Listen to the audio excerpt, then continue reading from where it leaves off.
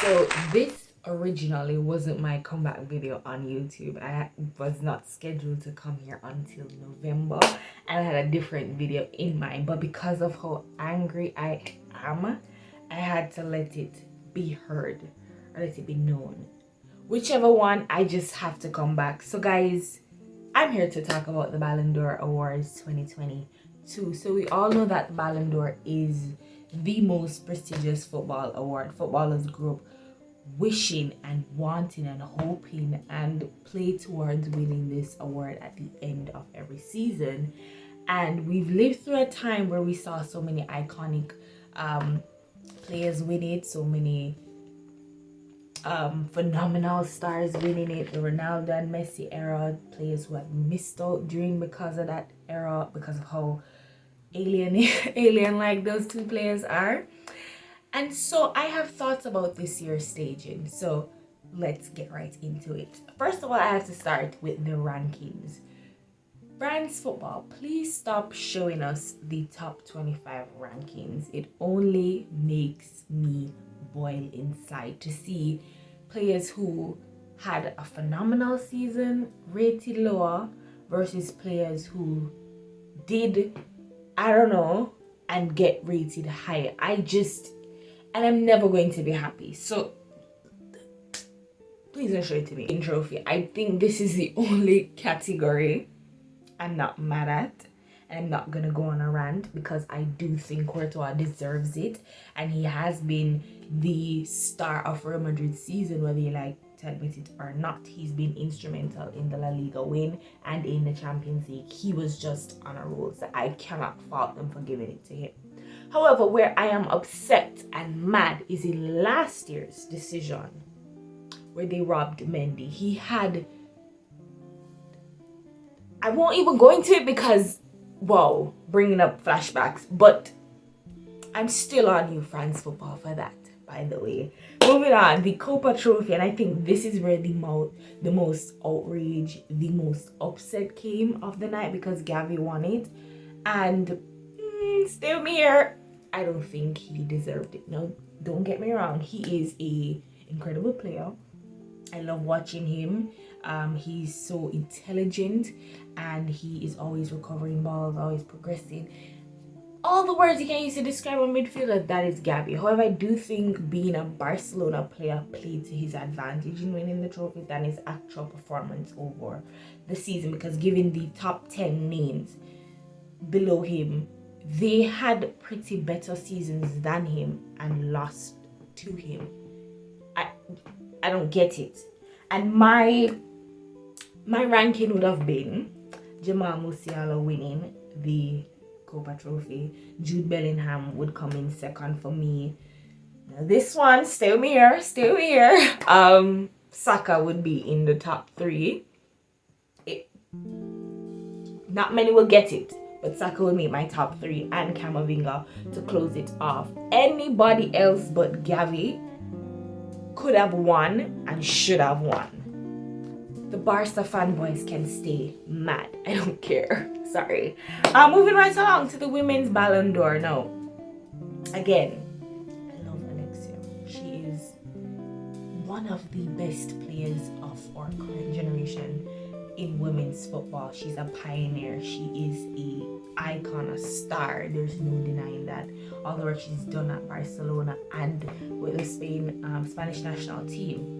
What I'm mad at is France Football. What do I personally have to do to get Sam Kerr her recognition? Get Sam Kerr on that, holding that Ballon d'Or. What do we have to do? Because after the season she's had, Player of the Year, top striker, winning all these individual awards, winning all these trophies with Chelsea, what else do we have to do? Now I get it, she hasn't won the Champions League yet, but we're working on that. But outside of that, she's been near perfect. She keeps getting robbed. Don't take away from the fact that Alexia does deserve the award and she is a good player. Moving right along to the top 4. I think Salah didn't deserve a top 4 finish this year. Hear me out. Last season, they robbed him of that.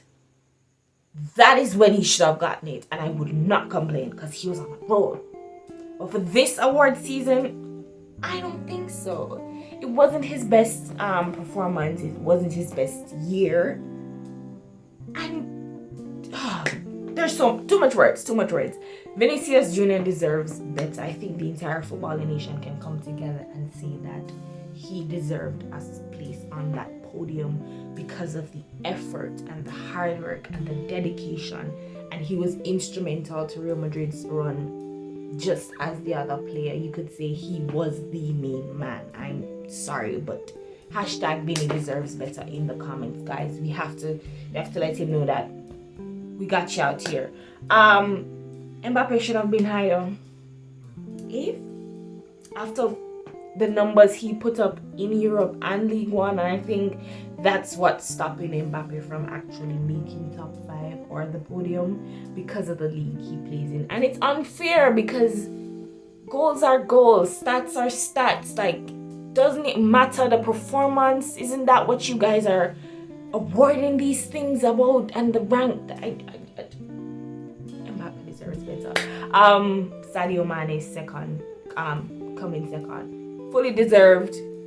If you're arguing that, you are unwell. All the people like, oh, it's a Black Lives Matter movement, why he finished second? And Black Lives Matter, I'm a riot.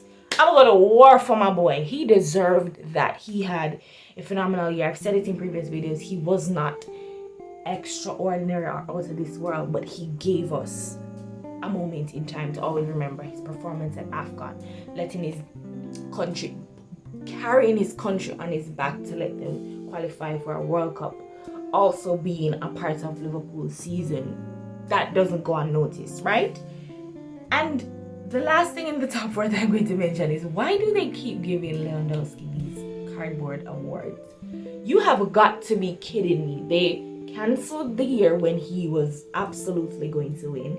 Then they re-invite him the year after and like play into the narrative that he might have a chance, and then he loses to Messi. And then now this year, it's the pity striker award that they just came up with out of nowhere.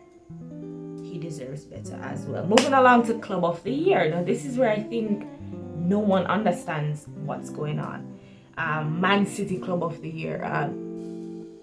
By my recollection, Chelsea won it last year, being the first team to win it, by the way, because they won the Champions League. They had a phenomenal season and they were just on a roll. Man City won the Premier League, yeah. Here's where I'm gonna debunk that. Liverpool coming in second. For what? Being losers in the Champions League finals, was the Premier League. And then this is the part that takes me out. Real Madrid third. The only team out of the three that has won 2 enormous trophies. I don't get it. I just don't get it. I don't get it. Moving on, we are going to be ranking the fashion that we saw at the carpet. Now, Karim Benzema, I have to put my hat off to him. He understands fashion. And speaking of Karim, understands fashion in the terms of his homage to Tupac in that very nice tailored suit and the thing and the glasses, and you know, it's just giving done type of vibe. Cool, love it. It was awesome. It's not the regular boring suit. Love it. As I mentioned, Karim Benzema, he was the 2022 Balon d'Or winner. I don't have much thoughts on that. I'm sorry. I don't have much thoughts on Benzema because he's not my favorite player in the world. He's not a player that I've admired, and that is a whole different video and different conversation. So congrats to him, I guess. Back to the fashions, as I was saying. I loved Sadio's traditional African wear. I don't know what the name of it is, but if any of you African men want to drop the comment down below, or anybody at all who knows what it is, or I'll put it on the screen when I find out what it is. Creme de la creme, loved it. That's a good African man there. I'll stick behind him. Yep.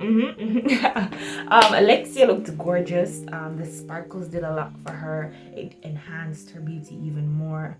I loved it. The bow was ticking me off for a bit, but it was cute. And now to all the men that wore the boring, what do you call this thing, the bow tie? I'm throwing tomatoes, boo. We don't want to see that. Like, why can't men grasp the fact that fashion is moving way forward, and there's so many different ways to look good and to look expensive and to look dapper than a tired old black and white tie. It's lazy, it's boring, I'm tired of it. So yes, great show, I think, great award. I think it's, every year it declines because of the Ronaldo Messi era being over, and you can also look back at previous awards where the top 10 are just all superstars, and you can clearly see the talent and what they've contributed. And so every year after, I think about 2016, things have just not been the best in terms of quality. And on Twitter, asking who do you think the next Balon d'Or winner will be, and some of the answers were very comical. I won't even react or read them because you people are not serious. But yeah, Kai Havertz is a future Balon d'Or winner. I am so sorry if you didn't know he's going to be one. So yeah, now to France football. And hey guys, somebody over there is watching this video. Hello, bonjour. I'm learning my French, but hi. Here are a few tips how you can make the award way better. One, start by inviting me, of course. I think having Central C perform his Doja Cat song will really do the award favors. Nominate Speed. He's a talented, young, bright individual that's gonna make it in life. Also, I think I've been obsessed with Salt Mines after I watched it in a fashion show. I do think that's a good venue outside of the boring theater place that it keeps. But on a more serious note, do invite me. Get livelier hosts. Now, I do love Didier Drop, but don't get me wrong, that's Uncle. He is just a legend in my eyes, of course. But some of the jokes were not hitting. I'm sorry, it wasn't going anywhere for me, and the questions were off. Like, get some real journalists, get some real people who know what a hosting gig is like. I don't know, like that's just the least you guys can do. Get some entertainment. I don't know if you guys want to get singers, rappers, actors, comedians. Like how FIFA award gets Idris and all these other big stars to show up and do crazy stuff on stage. You guys could go into that. I know you guys have money to do that, so check into that part. And also stop being unfair with the process of who is nominated, who finishes top 5. Let's actually be serious for once. Like, be for real. Like, cut out all the politics and all the popularity hype and actually dive into the love of football, and the show will be better. But yeah, that's my review of the 2022 Ballon d'Or. If I did not mention anything, well, it didn't deserve to be mentioned. If I said something if I said something you don't like, okay. But yeah, thank you guys so much for watching. Thank you guys so much for sticking and staying with me. I see all the messages on Instagram and Twitter. Thank you for the support, and I'll see you in my next video.